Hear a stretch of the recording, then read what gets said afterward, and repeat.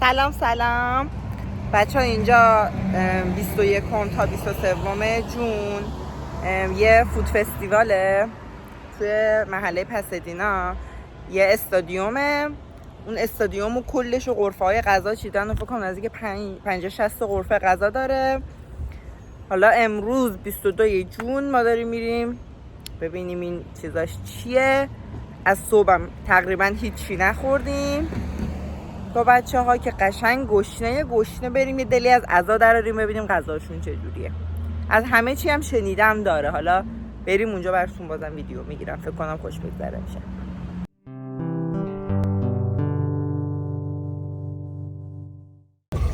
صفحه یکی از ورودیاشه، خیلی شلوغه، خیلی بو غذا میاد.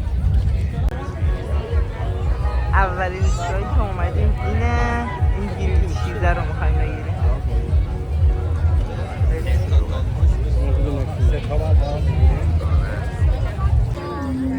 بچه این 3 تا تاکو رو هم شد $20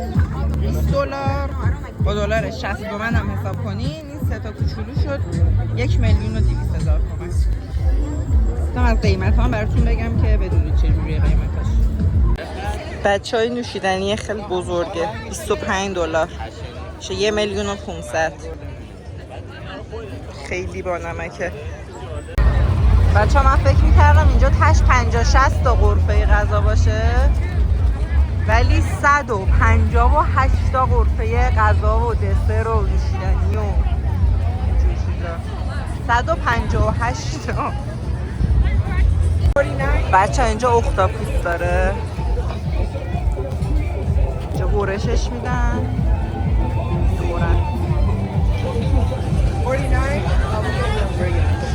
خیلی هم بوی بدی میاد، خیلی بوی بدی میاد. چرا؟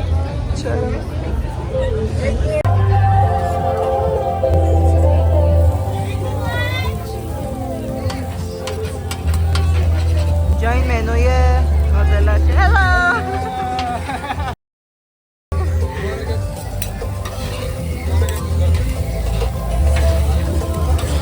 چه انرژی داره.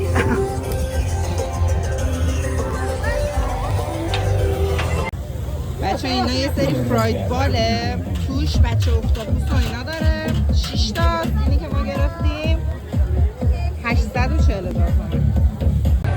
بچه این غرفه پای قورباغه داره با تیکه های از تمساح. کنم پای قورباغه با اینم تمساحه، اینم تیکه های تمساحشه. میگن خوشمزه است این فراگ لگه، میگن خیلی مزدهشو میگن خوبه ولی نمیشه خورد واقعا. بچه ها حضرت نوح هم اینجا با ماه. این دوتا رو گرفتیم، همین کورینگی تقریبا 1,000,000 $16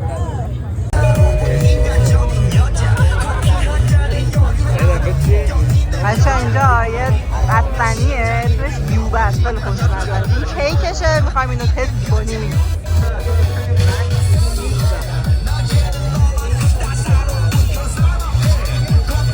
بچه از این یوبه یه دونه گرفتیم $5 میشه 300.